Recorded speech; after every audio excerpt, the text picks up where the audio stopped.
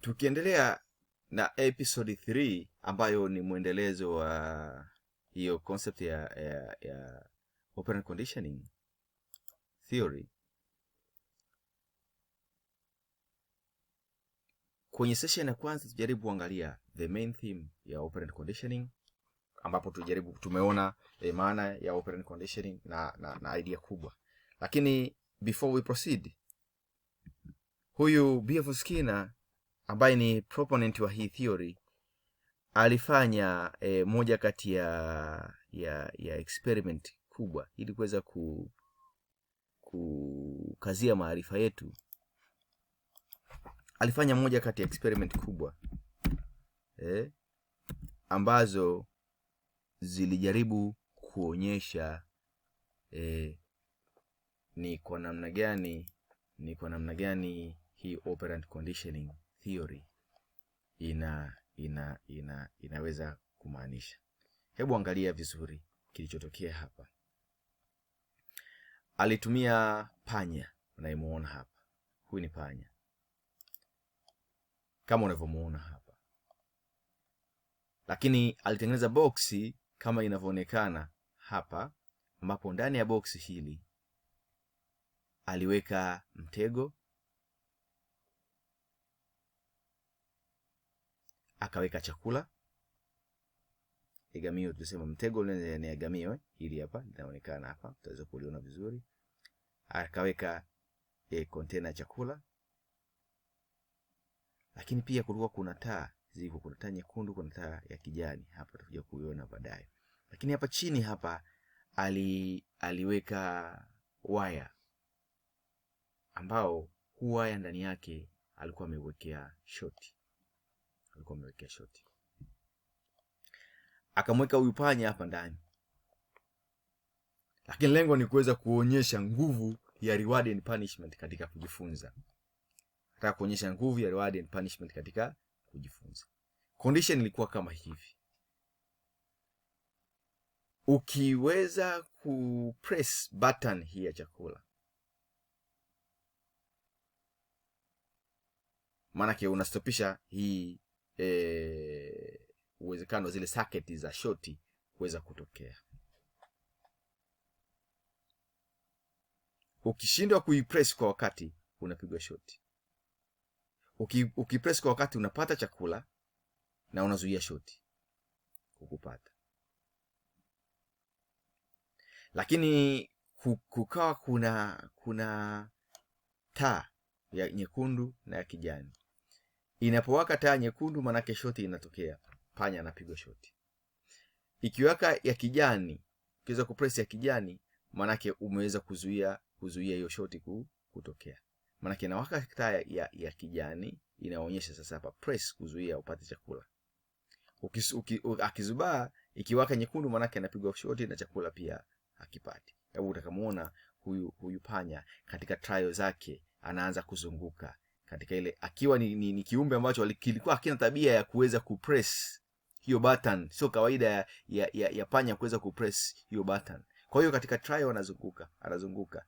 Mara incidental anakutana na nini? Anakutana na ile button. Akaigusa, ikampiga shoti. Akaigusa mara ya pili, ikatoa chakula. Kuigusa kwa haraka, ikampiga shoti. Kabla ya taa kuwaka, akapata chakula, akala. Motivation. Anakula chakula.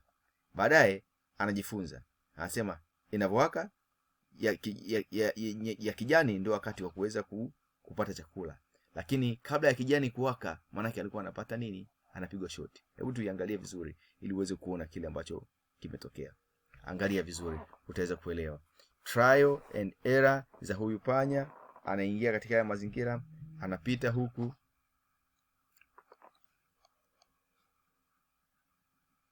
Katika kupita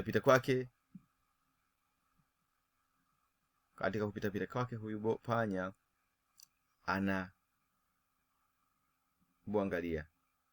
Taangalia vizuri, utaona kwamba kuna mazingira ya aina mbili.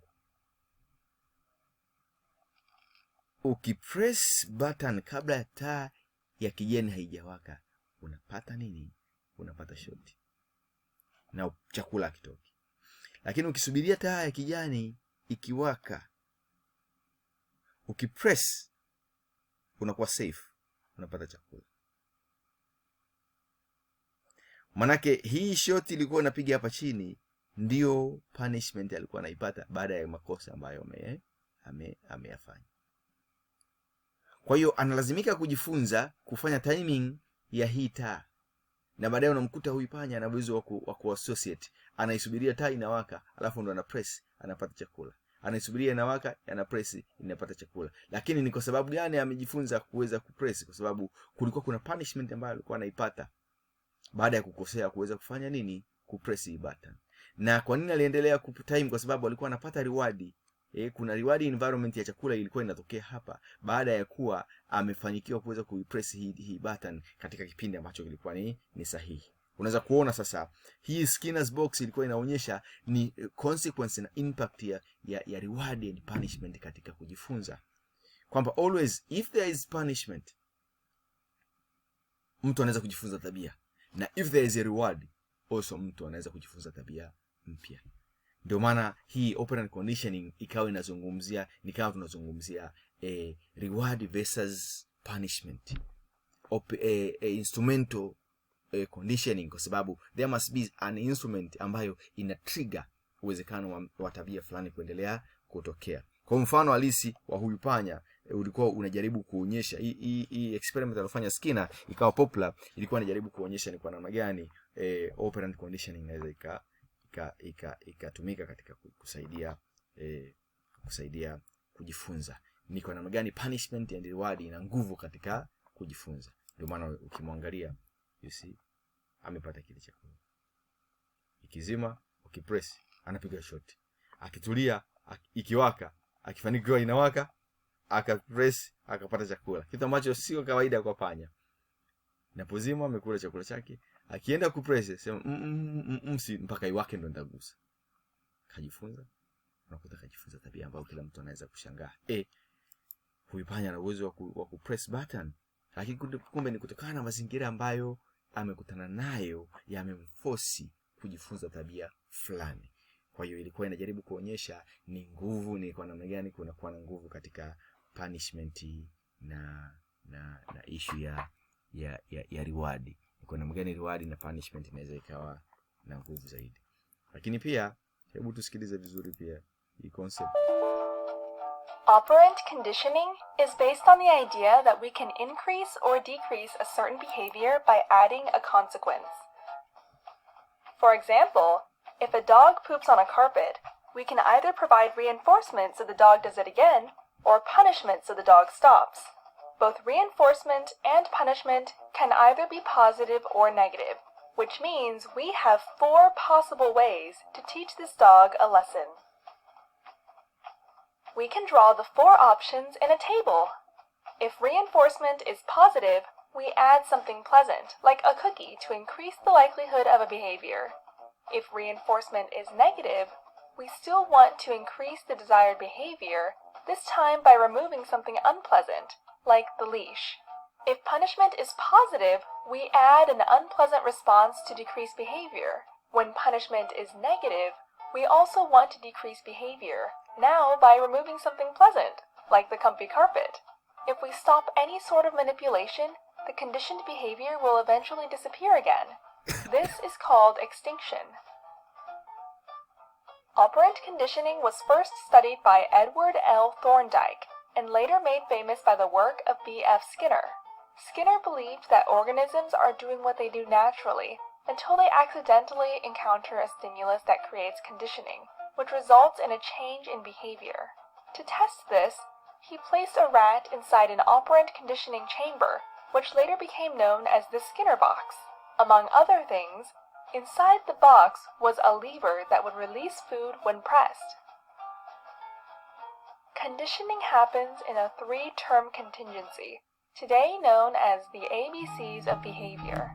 A stands for antecedent. The rat accidentally hits the lever that triggers the release of food. B stands for behavior and refers to the response. The rat keeps pressing the lever.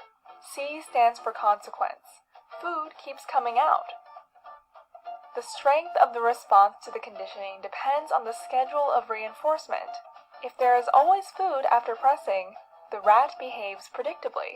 If the food is released randomly, the rat behaves erratically like an addict. Skinner, born in 1904, was a